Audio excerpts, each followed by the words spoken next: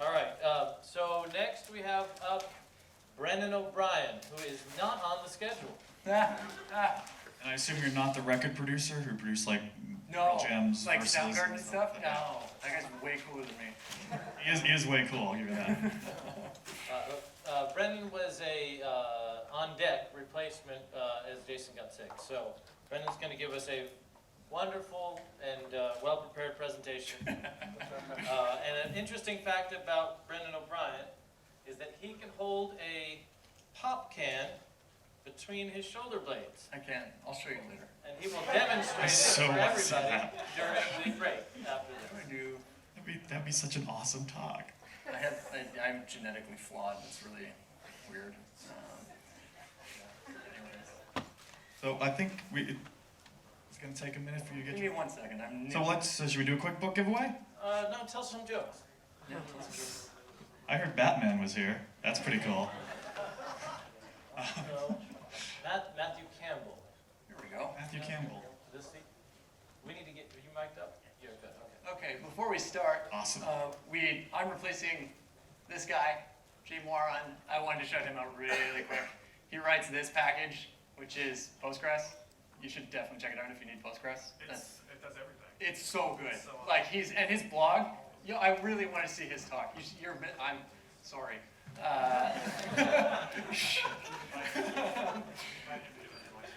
Okay, so yeah, he'll be at NYC Golang. He's awesome. I am, on the other hand, Kyle and I we should have talked before. We're covering the same ground. No, that means we're gonna be friends. It's good. This is a very poorly named asinine talk. It's more of a rant as well. This is not going to teach you a lick of Go. I'm not qualified to do that. There are people here who are better at that. So ask them. Instead, I'm Brendan. I'm the technical side of a two-person startup. Yes, those exist. Yes, I'm one of them.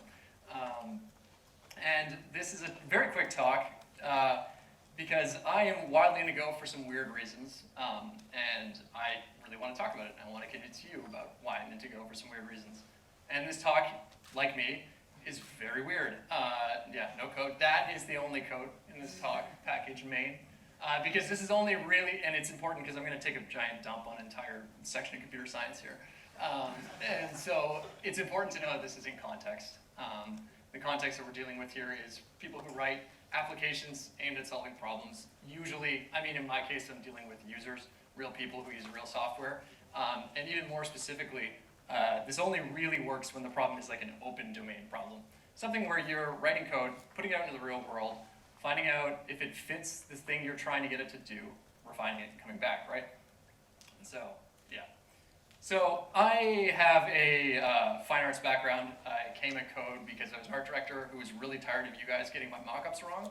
And so I was like, no, I'm going to learn some CSS, then some HTML, and some PHP, and then some JS, then some Node, and then and then you find out that Node just on the server side, static typing is your friend, and so I ended up coming at Go when I saw Rob Pike, who I didn't know at the time, on YouTube say the phrase, "You don't have to juggle inheritance trees."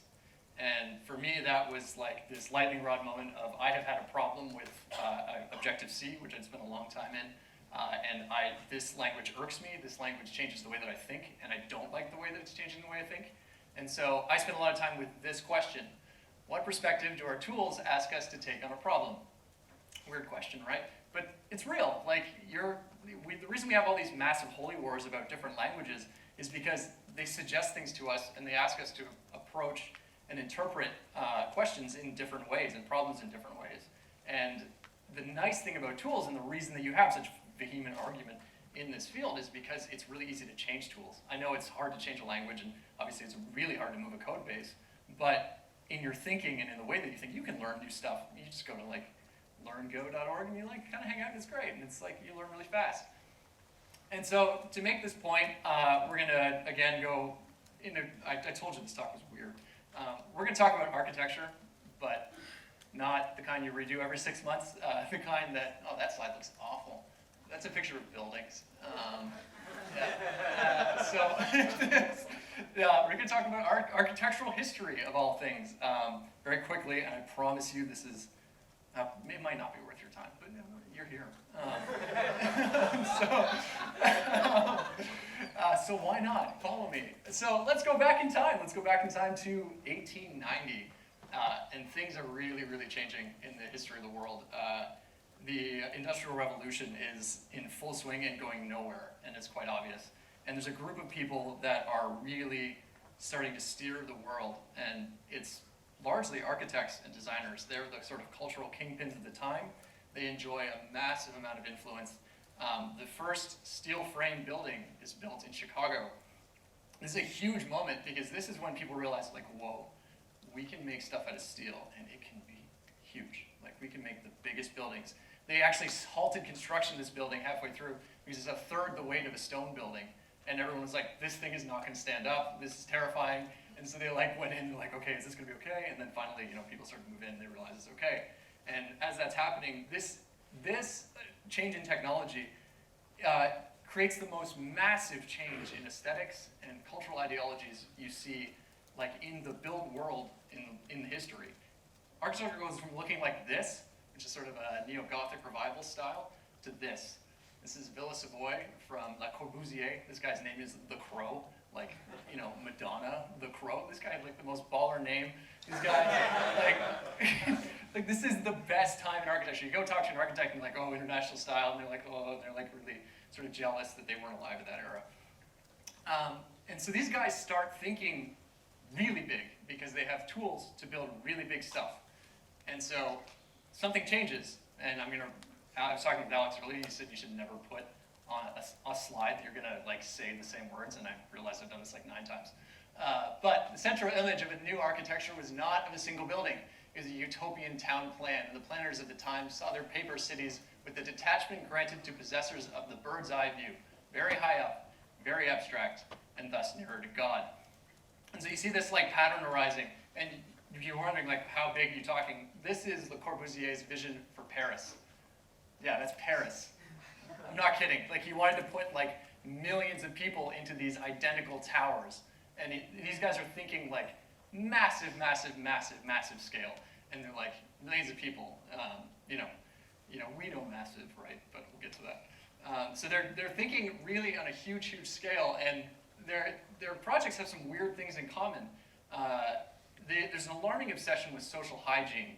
In the future, instead of lurking on streets and squares and alleys, the human beetle would be made to live in tower blocks, to commute by monorail or moving pavement, and scuttle about between allocated green space between skyscrapers, and in general, do one thing at one time in one specified place, which is accorded to the coming rationalization of all human life. Okay, if this doesn't sound like awful to you, this is bad. These are people like telling you how to live your life, and I'm not really into that. So they messed up. They really, really, really messed up with their thinking. They went too big, and they ended up, this is one of their people. And Philip Johnson said, we're thoroughly of the opinion if you had good architecture that lies that people would be improved, that architecture would improve people, and people improve architecture until perfectibility would descend upon us like the Holy Ghost, and we would be happy forever after. This didn't prove to be the case. You think I'm joking? This is Buckminster Fuller's plan for San Francisco. He wanted to put 100,000 people minimum in a floating tetrahedron in the middle of the San Francisco Bay. The US Navy came within 3 years of building this thing. I'm not kidding. This was a really weird time in the world.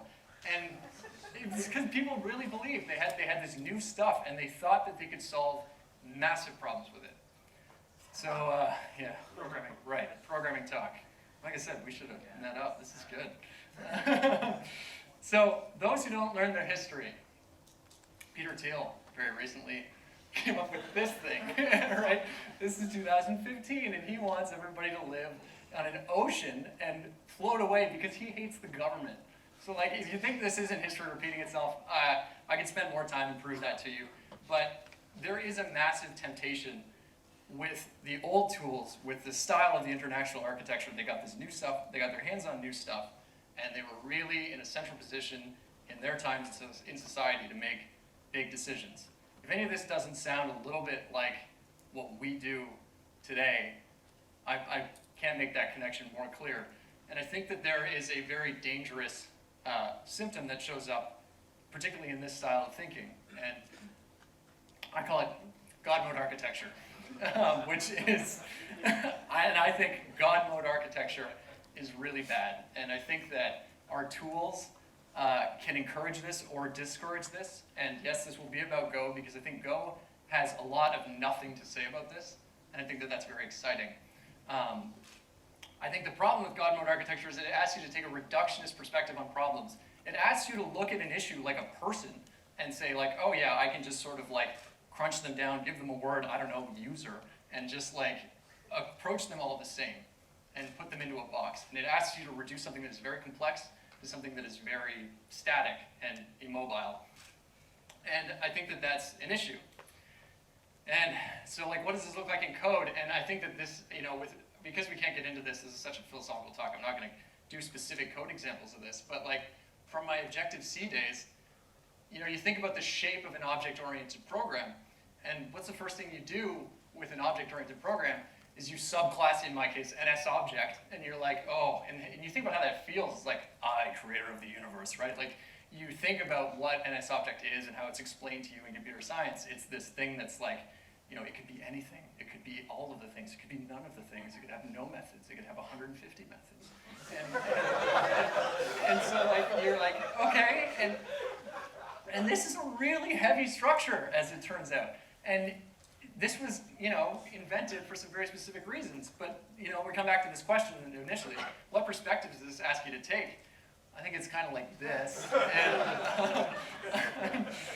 And so, you know, I'm not wildly into it, clearly. You know, so why does this even exist? And why does this exist in the context, as we said before, of solving sort of squishy problems?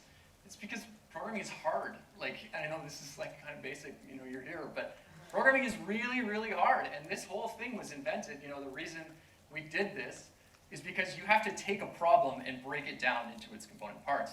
This is obvious to you guys, but this isn't to most people. You know, why did we come up with this structure in the first place? It's to manage complexity. The problem is the weight of that is so high, and it really, I think it has a deep impact on your thinking, and it forces a style of thinking on you. It forces a perspective on the software that you write.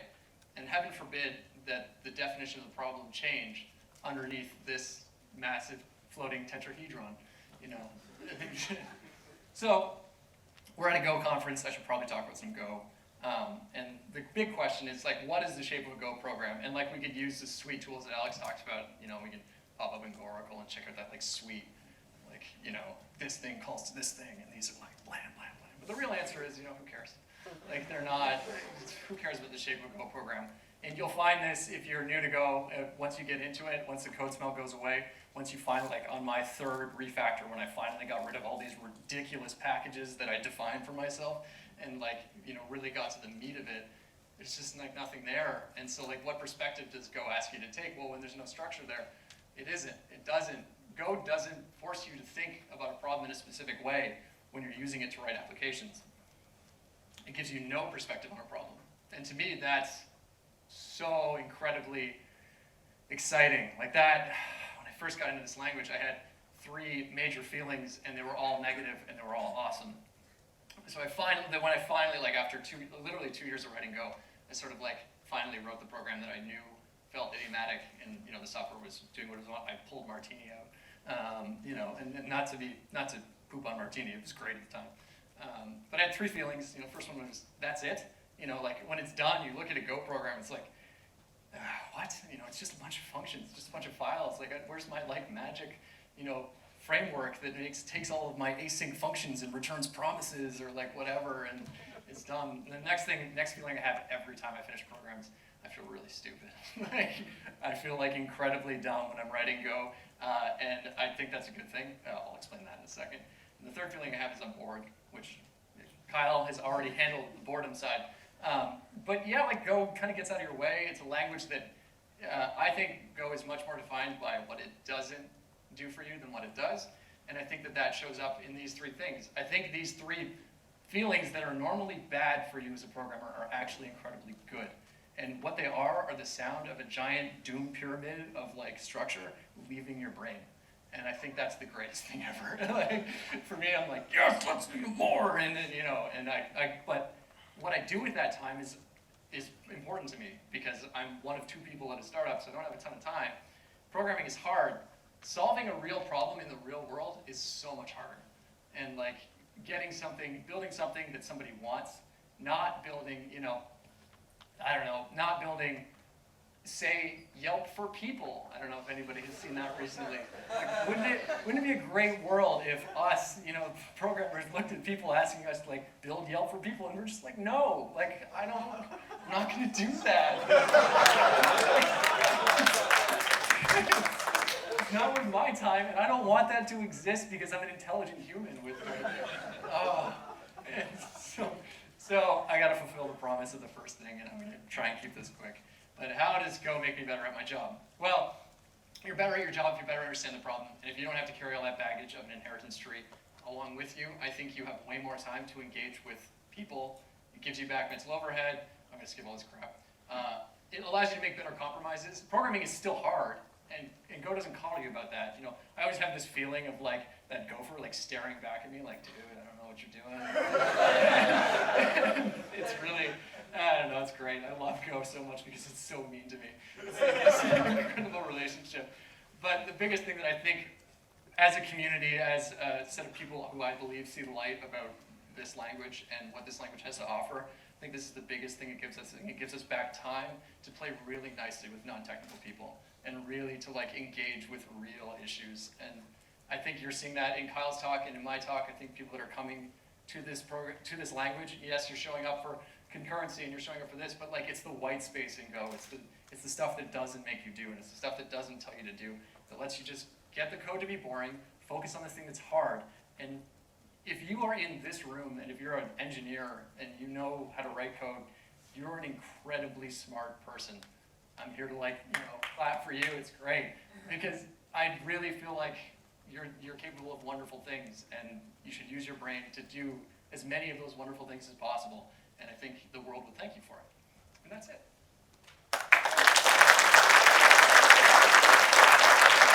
I'm not going to take questions because there's no time. Well, thank you very much. That was awesome. I loved it.